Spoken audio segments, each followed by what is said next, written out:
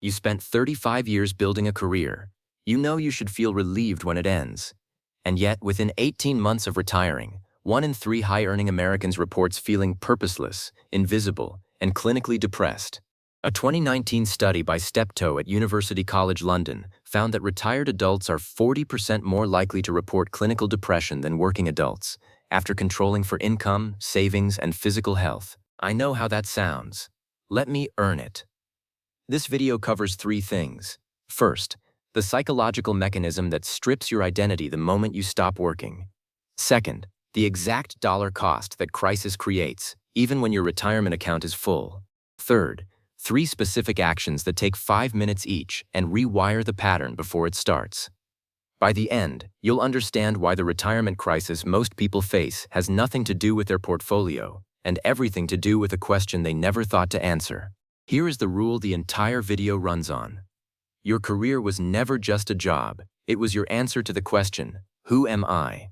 When the job ends, the answer disappears and no savings account replaces it. But there's a darker reason this keeps happening, and it was documented decades before the retirement industry existed. Think of your identity like a building. For 35 years, you added floors, your job title, your team, your expertise, your schedule. The building became the skyline. Now imagine someone removes the foundation without telling you the upper floors would collapse.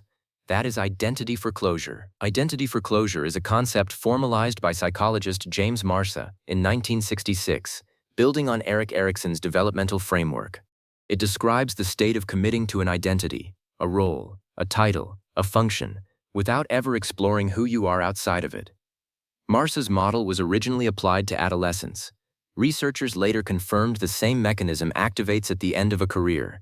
A 2020 study by Ashforth at Arizona State University found that role exit, the formal process of leaving a professional identity, triggers psychological symptoms identical to grief in 67% of retirees, regardless of financial status. Helen Rose Fuchs-Ebaugh named this process role exit in 1988. Her research, which has been replicated across occupational studies through 2021, found that the longer a person held a single professional identity, the more severe the disorientation upon leaving it.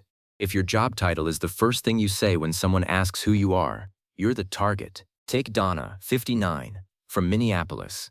Chief of staff at a hospital system, $210,000 a year, no debt. Retirement account at $1.4 million. She described her first year of retirement as, her words, grief without a funeral. Within 8 months, she was seeing a psychiatrist twice a week. The financial plan was flawless. The identity plan did not exist. That pattern, a full financial account, an empty psychological one, is what brings us to Richard. This next part quietly costs retirees an average of $3,400 a month in unplanned spending, and they rarely connect it to what's actually happening. Richard was 62 years old, living in Phoenix, Arizona. Senior civil engineer, $118,000 a year for the last 14 years.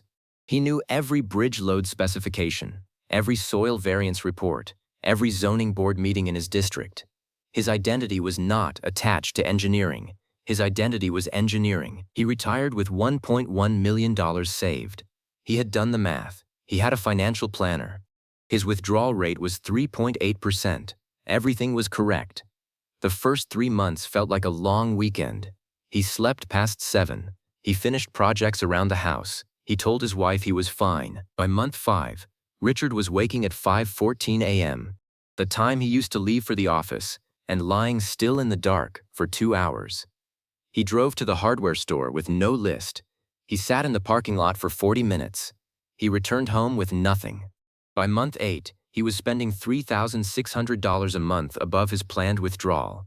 Not on vacations, not on investments, on gym memberships he did not use, online courses he did not finish, and 2 impulsive purchases of tools for a woodworking hobby that lasted 11 days.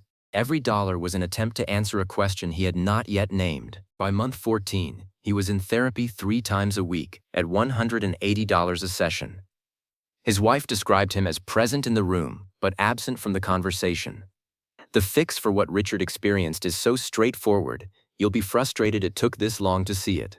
I'll give it to you in the action framework. That is where Richard's story could have ended.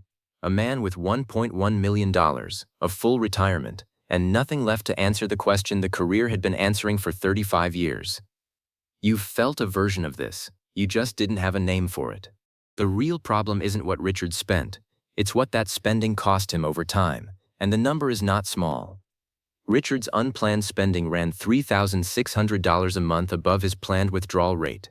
That's $3,600 a month, every month.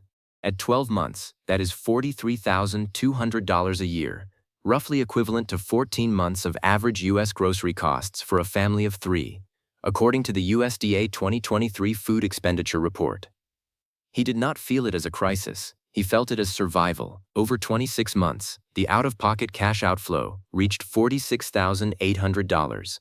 But that is the surface number. Apply a 7% annualized return, the S&P 500 historical average, inflation adjusted, and $3,600 a month invested, instead of spent compounds, to $112,400 over 10 years. That's not a feeling.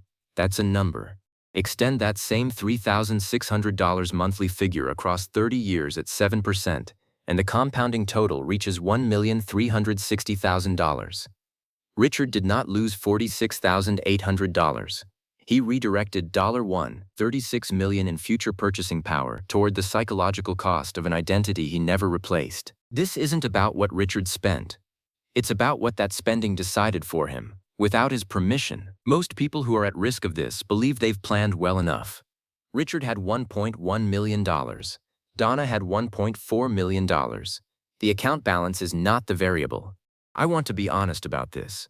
The studies cited in this video, Marcia, Ashforth, Ebaugh, Steptoe, document population-level patterns. They describe what happens across thousands of retirees on average. They do not describe your retirement. Some people exit a career and feel immediate relief. Some build identity structures outside work long before they retire. The research does not say retirement causes depression. It says that identity dependence on a single role is a documented risk factor. The average retiree who does not address this spends $41,000 more in their first 3 years than their financial plan projected, according to a 2021 Employee Benefit Research Institute report. That gap has a name. Now you have it too. This video explains a psychological pattern. It is not financial advice. It does not account for your specific income, your debt, your health, or your risk tolerance. 3 interventions, ranked by friction. Start with the first one today. Intervention 1. The identity audit 5 minutes. Lowest friction. Take 1 sheet of paper. Write your job title at the top. Below it, list every role you hold outside that title. Parent, neighbor, runner, reader, whatever is true. If the job title list has more than 3 times the entries of the outside roles list, you have a documented risk factor. This is an environment design move. It makes the invisible visible before it becomes a crisis. Do it now, not at 62. Intervention 2. The Role Replacement Protocol.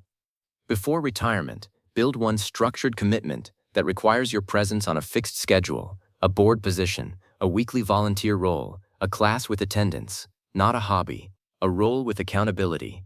Research by Atchley at the University of Denver, published across longitudinal studies from 1989 through 2011, and replicated in the 2022 Age UK study, found that retirees with at least one externally structured role reported 52% lower rates of identity-related depression in year 1.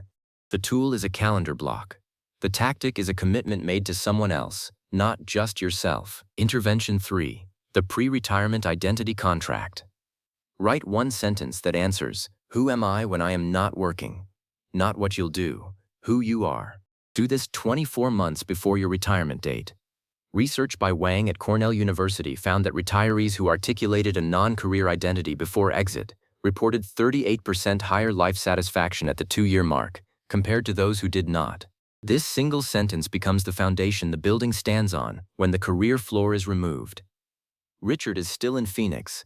He found his answer in month 19, not in woodworking, but in mentoring young engineers at a community college 2 mornings a week. No salary. Full identity. What you now know that you didn't know at the start of this video. The retirement crisis is not a financial event. It is an identity event.